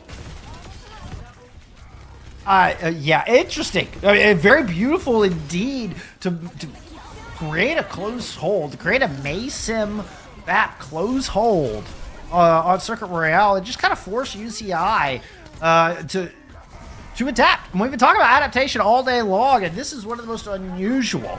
Where, I mean, UCI has to, you know, you don't scrim this. You don't go into scrims and be like, all right, enemy team, everybody sit above the spawn doors on Circuit Royale and let us figure out how to break out. I don't think this is something that you practice. I mean, maybe they do. Maybe they should. But it really we saw did force UCI to think outside the box. But we did see it a lot during Contenders when, you know, back in the day. Oh, yeah. I mean, just like messing. Those holds have been common. I mean, you see them on Shambali and Route 66 and some of these longer range maps. But it was still interesting, and I think you probably see it here less than on any of the other more long range maps. Vana. Okay, the support line. This is UVOG. Yeah, this is kind of that was 9 months ago. Dive is what that was. 6 months ago. Dive, not even that long ago. But yeah, 6 months ago. Dive is what that was. But Fisher Freaks are going back to their Sigma Brawl look. UCI trying to play range. Mashiro sticking with the Malga. And just, I think it's all about sustain for Mashiro. Trying to stay alive as long as possible in these fights to give Zerocious and Kibutsuji a chance to find some shots. Well, I mean, they find a shot, but Love, you know, does go down here. The fact that you don't have speed, other than the Malga interaction, yeah, this is going to be a lot of space gained here for Fish Freaks. This is probably 1 or 2 fights and we're done. Yeah, UCI are rolling backwards big time. As Luca commands so much space up front, does eventually have to back up. Wait for, I think, all 5 to show up on this point. Now the question is, how do they break open this final corner? And does UCI make the play first? Love versus Zerocious is where we should look. If we lose the sniper for UCI, it's all but done.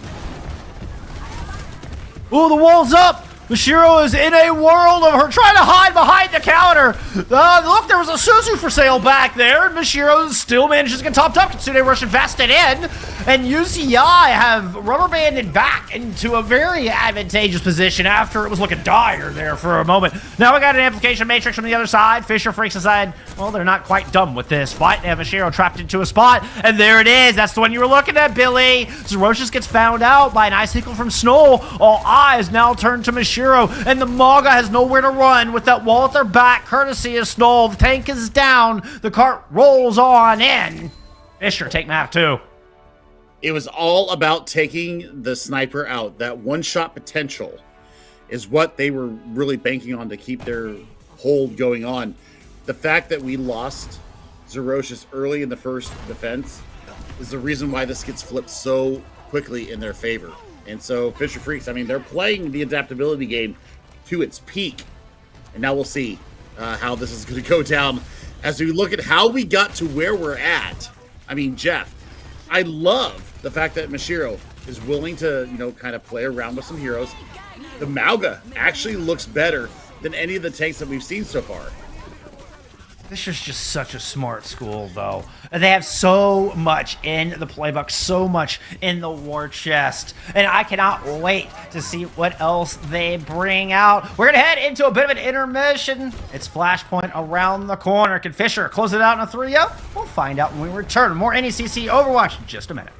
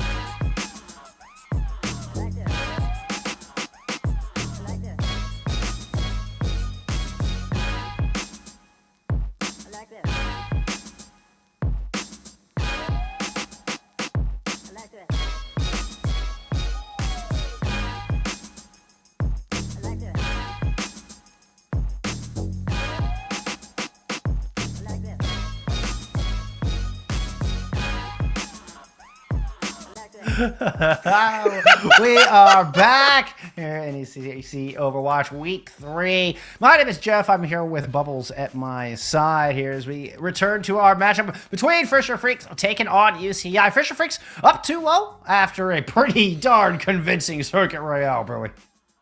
I mean, this is really kind of a dissection of where we're at right now with this patch. We've seen two really big teams understanding, kind of the flow of how this new patch has kind of gone down. And we've seen a couple of teams that have been slow in the uptake. Now, we'll see how New Junk City is going to go as we head into our Flashpoint map. This is going to be, I think, the map where Zerocious and Mashiro kind of get their revenge. I think that if they can play corners, I think that if they can be a little bit more aggressive in their approach and not allow, the rotations coming from Fisher Esports right now to get this done, I think this might actually prove a little bit providential for them in this map pick. Curious to see what composition Fisher runs out with. They've been playing a lot of Brawl here today thus far. Symmetra, May, Sigma, not anything I really expected, but they excel at this composition. Hey, I talked about that earlier, knowing your strengths. So I think that a lot of that will kind of influence what happens with UCI. I really like the Ramatra look coming out from Mashiro, and I think UCI should kind of lean into that. I think that would play well here on New Junk City. But, Fisher Freaks feels like such a Rubik's Cube of a team at this juncture. Yeah, we'll see how this goes down. I don't know what UCI can do here. Honestly, I think play their own game. If they play their own game, yeah. That's just try to excel at your own game.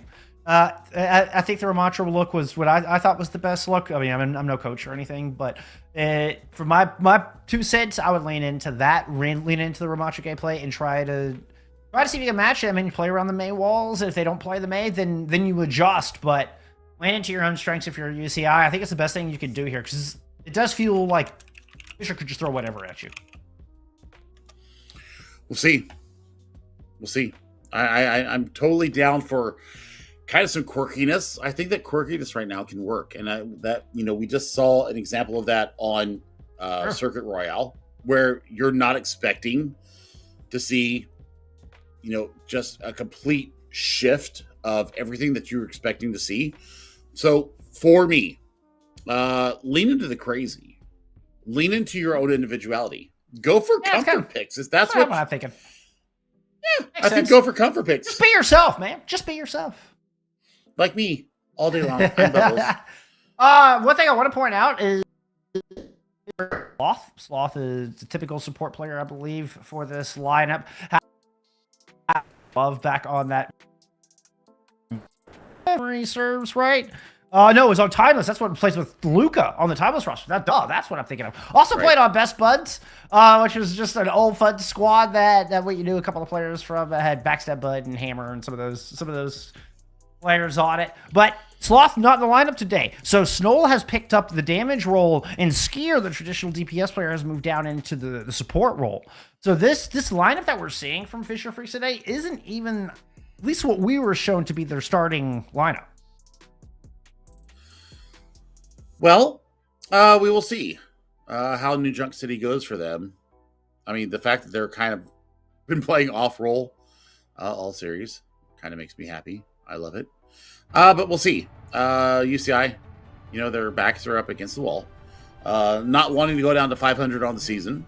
But, you know what? I think that we have some opportunities here for UCI to really lean into the enhancements that have come from this latest hotfix on our patch.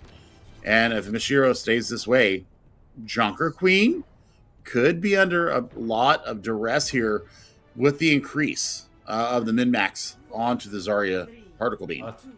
Even happier than the Ramatra, seeing the Zarya instead. That is 100% leaning into their own identity, with their own strengths that UCI showed us at the very top of this series. Bringing it back, hoping it'll keep it going here on map 3. I mean, already 40 charged, so I mean, that's what, about, I'm doing the math in my head, about 100 DPS per second with the particle beam. That's roughly 2 to 1. It's a little bit less, but it's roughly a 2 to 1. Still, a lot of damage. Once the bubbles are used, it's a very vulnerable tank. And even at 550, one of the lowest in the health pool, melted by love in that focusing beam. Oh, that's the power of Echo. And I remember when she first came out, how excited you were. And she has actually become a pivotal part of our... Yeah, she's so fun, but she's a pivotal part of our game. And the fact that she's now, being able to be played once again without all the fear of, all the CC, all the, everything being based against them.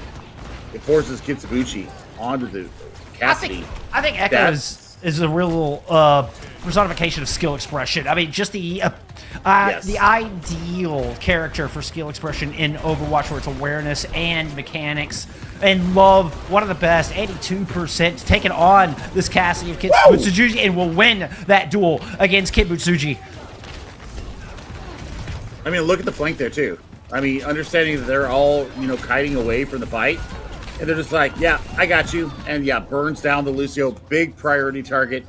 This is gamer IQ for Overwatch on steroids right now from this Fisher Freaks team.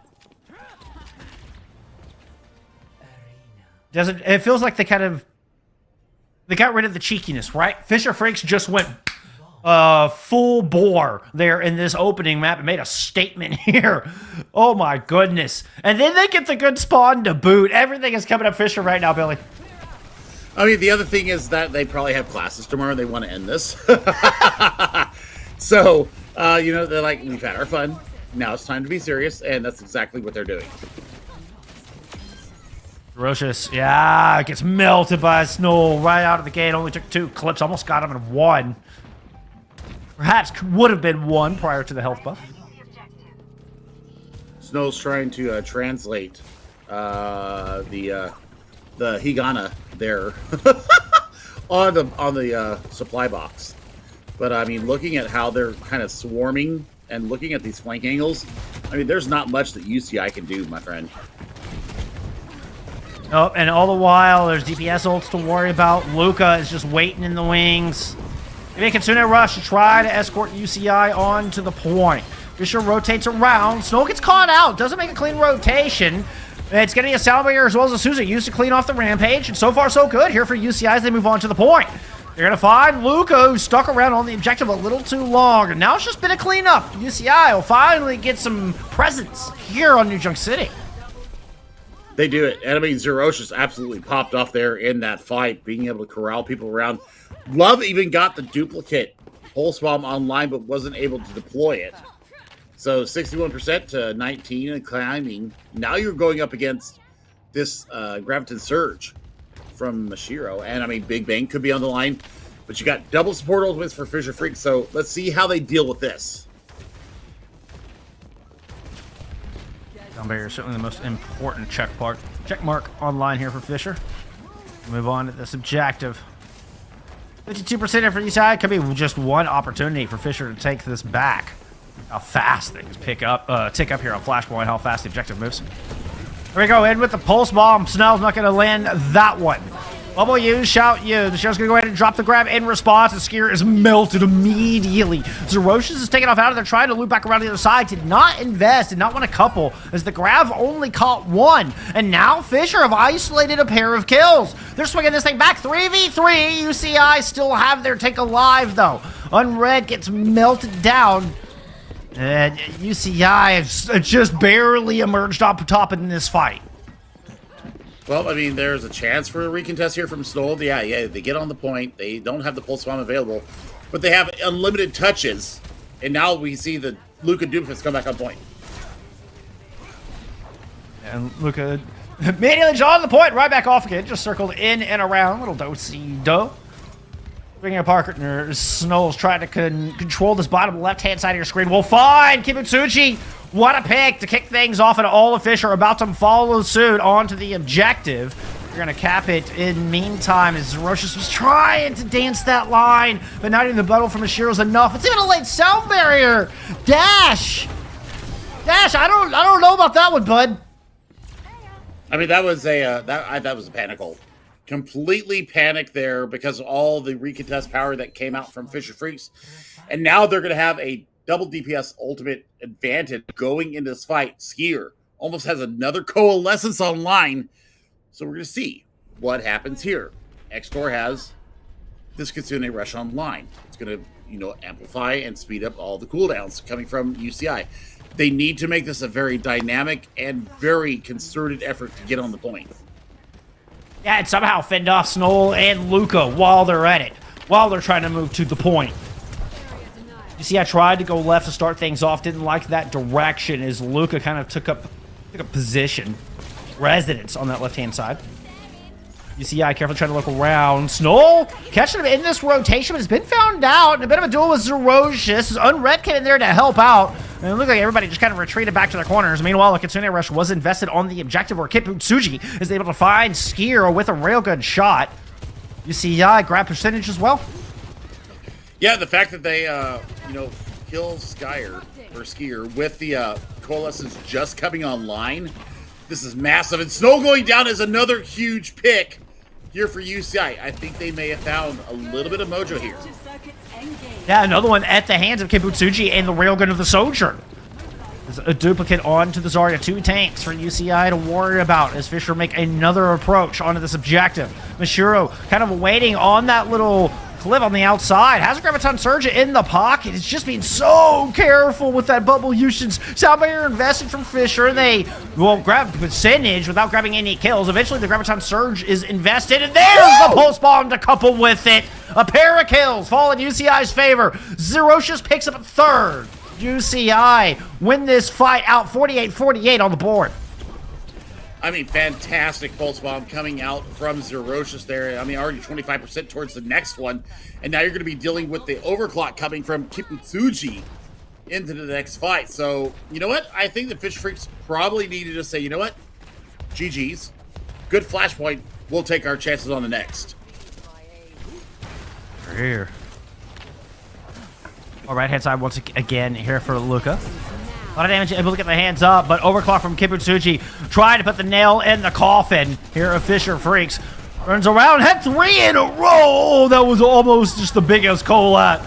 But Zerocious does find Scared and giving new up once again here to UCI. A boost of morale gifted from the Tracer, and UCI will carry that into a point win here on New Junk City. Absolutely, and I mean, they're going to have ultimates online as well. They're going to have both their support ultimates. They're going to have a Pulse Bomb as well.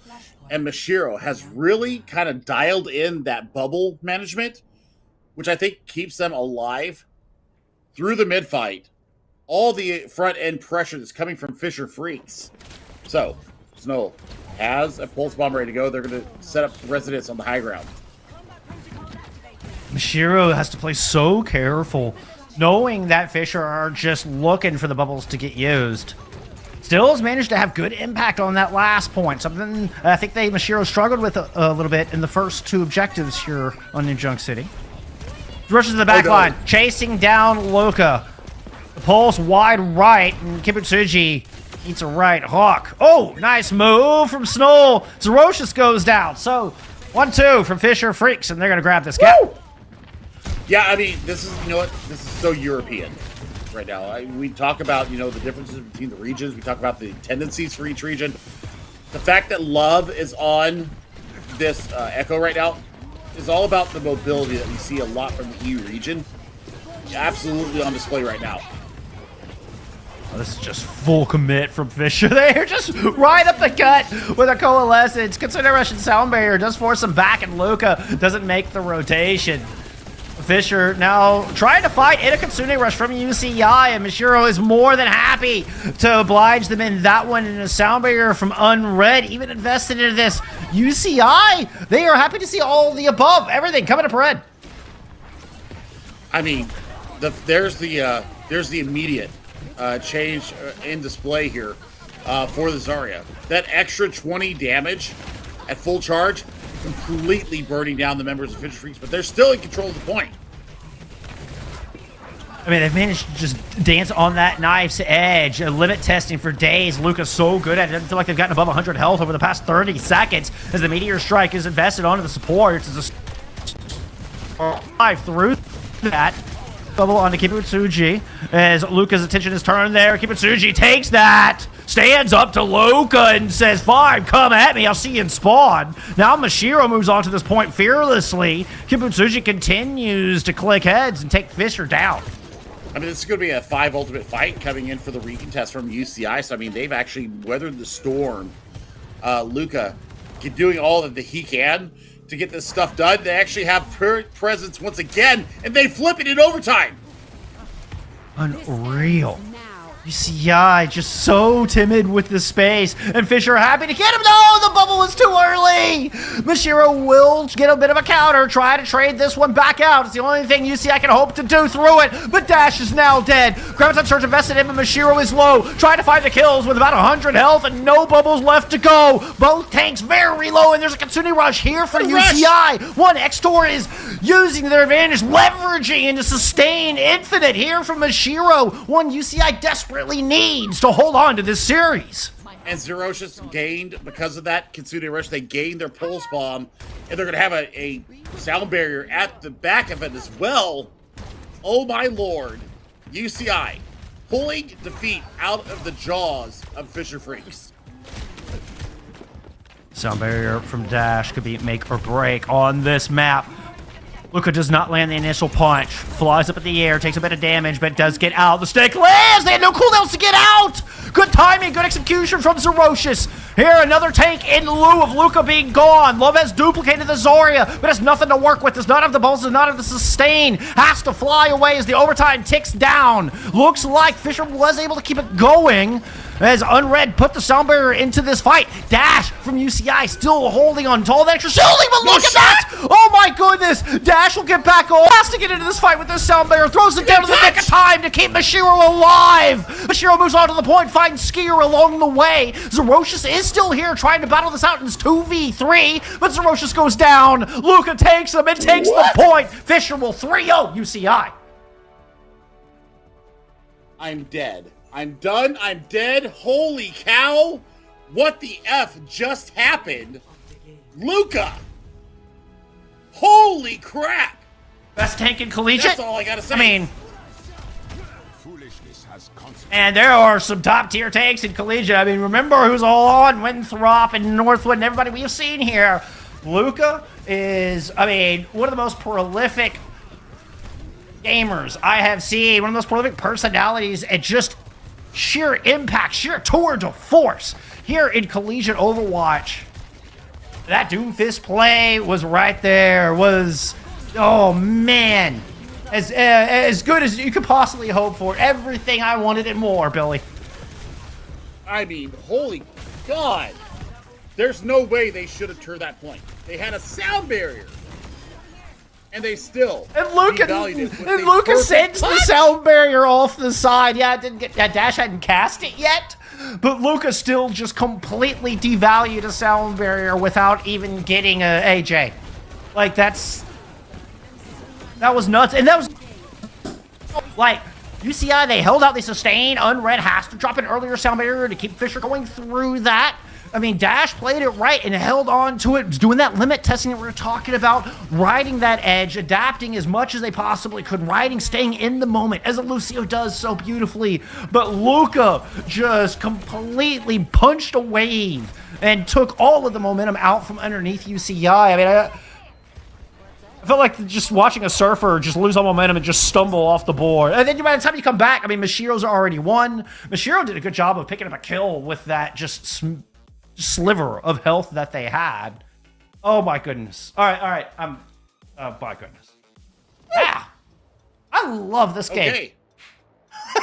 I love this game. I love this scene. I love Collegiate. This is so good. And I mean, this is how we got to where we are. 2-0, 1-0, 3-1. But it was entertaining the entire way, Jeff. Oh my God. Yeah. Special shouts to Caroline capturing that. Yeah, get that from the Lucio point of view as well. Oh my God. That was great. Yeah, beautiful work. Beautiful work. This was it, you know what? Broken. I'm broken right now. It was quality over quantity today, friends. You know, it was 2 3-0s. But we get to see, I mean, 2 of the absolute best squads in the country right now, and their take on this brand new meta and how they handle it, how they change, how they adapt, and I mean, and just the top tier performance out of Luca today. They're at map number 3. I mean, throughout the entire series, but I mean, particularly in map 3. Luca, you're an all-star. Love it. I can't wait to see more of it. Can't wait to see more of y'all. But that is going to do it for us here today.